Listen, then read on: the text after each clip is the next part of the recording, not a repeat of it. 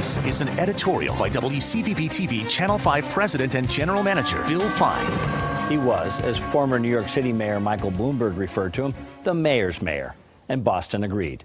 Thomas M. Menino was one of the longest-serving major city mayors in American history, a fact that he himself found rich in irony, often joking that it was the only job he ever wanted and a job he never expected to have. Yet to an entire generation of young Bostonians, he was, until this year, the only mayor they ever knew. Indeed, over 5 terms spanning 20 years, the mayor became one with his city, at once its official leader and chief executive and its unofficial heart and soul. Not bad for a man who first introduced himself to voters by admitting, "I am not a fancy talker."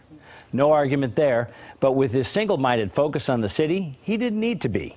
He wore the nickname Mayor Pothole with pride, the embodiment of what he believed was job one, taking care of the little things first. Simultaneously, the city also grew and transformed, becoming a new hub of research, technology, and innovation.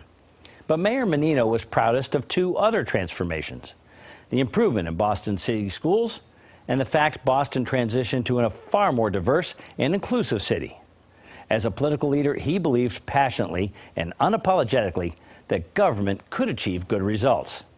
It is undeniably true he was a bit thin-skinned and played favorites. It didn't affect his popularity, though. In an era where trust in politicians has eroded to historic low levels, Menino's stock rose to levels of popularity that other politicians could only envy.